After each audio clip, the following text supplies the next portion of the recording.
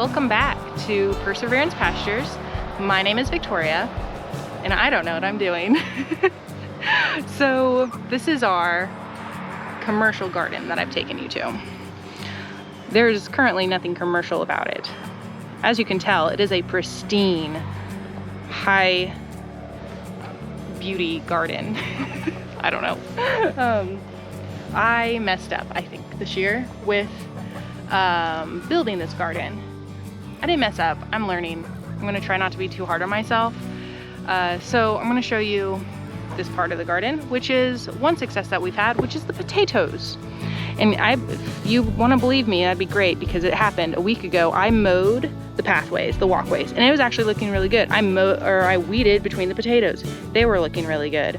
It's been a week. I was gonna film this vlog a week ago.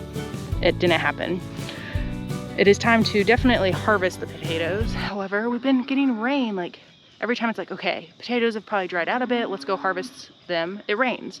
I tried coming out one night, well, I did come out one night to get a couple potatoes for my dinner, and I pulled them out and like the skin just peels right off when they're really wet, and I'd also had read to wait until it's like drier to harvest them.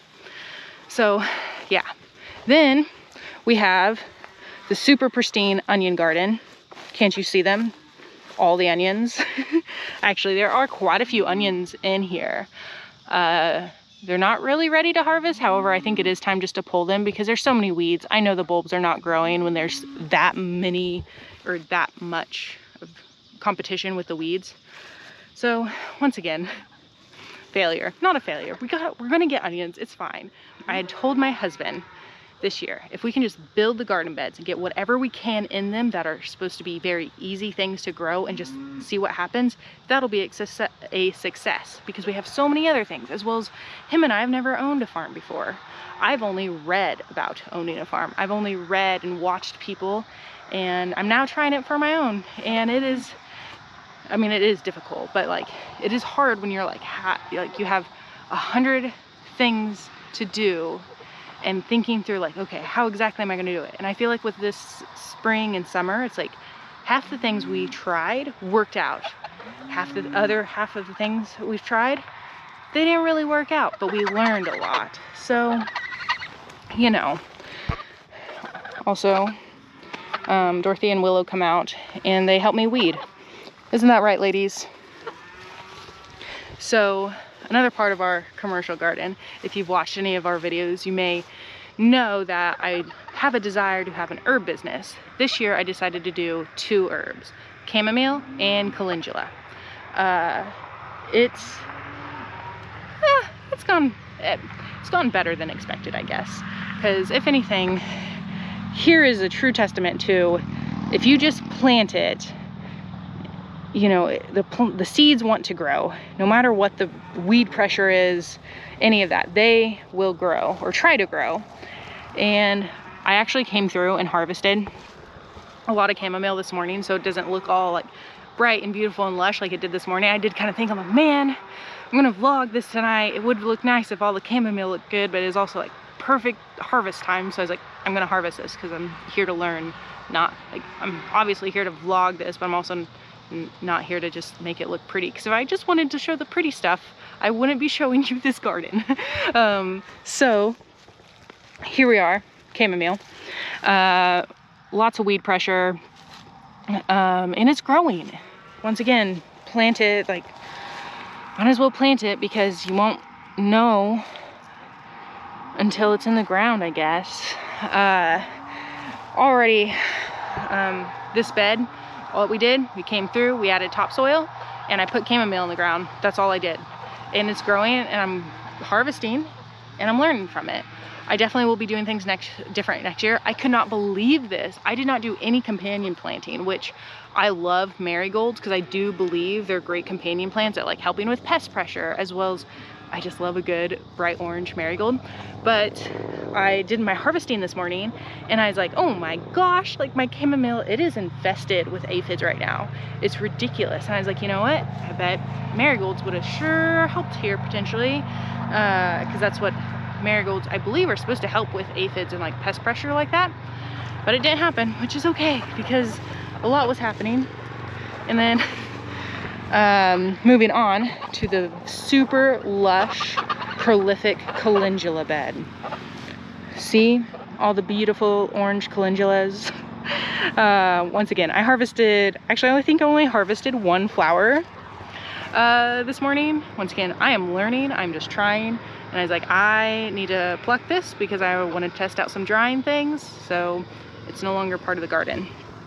I planted about 30 calendulas in here, in this bed, which I did mulch my herb garden so heavily. Like the calendula and chamomile beds, I put the most prep effort into them because I was like, this is the key, or like a cornerstone to what I want to be our future business. But yeah, this was a hay pasture and I'm trying to turn it into a garden. It's going to take time, as well as originally we thought we were going to have pigs, which pigs would turn this spot right here into a garden in like a month. That didn't happen, and that's okay. The budget did not allow for it. So anyways, I planted about 15 that were plants, and then I did about 15 to 20 seeds in this bed. This is one that came up via seed. That whole side was all transplants. And then at the end, I know there's a few of the seeds that came up. And yeah, they're coming. The ones, I think I harvested these, but I don't know. But also it's electrified, so I don't think anything came and just chomped off the tops of my calendula. Who knows? Anyways, so yeah, I'm learning. It's okay. I don't know what I'm doing. And then the other part of the commercial garden is this lush corn corn patch. Can't you see all the just straight rows of corn with the little weeds? I'm definitely not gonna get corn this year. However, one win that we have that I think is my absolute favorite is my wheat patch. Look at this beautiful head of wheat. It's, I'm gonna pronounce it Fife? Who knows? It's F-I-F-E. It's supposed to be one of the easiest wheat plant seeds to grow. So that's what I did. Willow and Dorothea, they actually respect the garden pretty well. They've yet to eat a chamomile, calendula, the wheat field. They try to get in it, but I usually give Willow her the stern tone Willow, and she backs off. Sometimes they're not trained. They're geese. They do what they want. They just want to wreak havoc. That's what I'm learning with these geese. I love them so much, but they just want to wreak havoc. So anyways, wheat is actually coming in really well. I have tried to weed it, but it's hard because when I pull up a weed, like the wheat plant itself also comes up. So yeah, that's been a success. Well, we'll know if I can actually harvest it. Who knows? So, final update on this commercial garden is my pumpkins. Look at this. I did 2 planting methods. I did this pumpkin right here. I just mounded about 3 to 4 wheelbarrow fulls of compost, put them in a pile, mulched it, and then planted a pumpkin seed. And it's sprawling out, which is great. And then over here, this was supposed to be another mound. It never germinated. So I just let it go. Then here we just took compost and just lined it here and planted pumpkins, and they're growing. Believe it or not, I was out here and I have been keeping up on weeding. Last week I mowed in between each of the pumpkins and then took that grass clippings and I put that on top where I just mowed to keep the grass down, but it did nothing. So then there's this pumpkin over here. It just died. Oh, I just stepped on the pumpkin.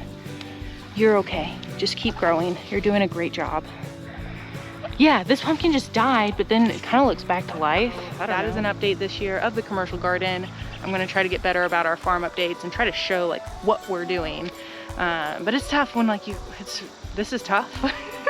It's tough, and I'm, you know, once again, when you have like 100 things you want to do or need to get done, and all the decisions are down to you and you really don't know what you're doing, but you want to try these cool theories that you've read about.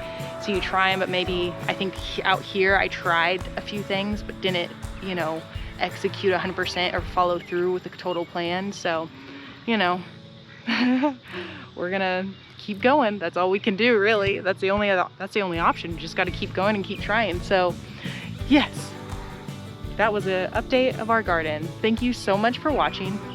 I'm glad you tuned in, and yeah, hopefully this will one day become a garden. So bye. Willow, Dorothea, to the coop. Tell you what, it's like the cutest thing to have two little birds that just want to follow you. This is what our evenings look like. It's usually like I go out and I weed, or I have the mower, and then I take them out there, they eat their weeds, and we walk back to the house. You hear their little footsteps.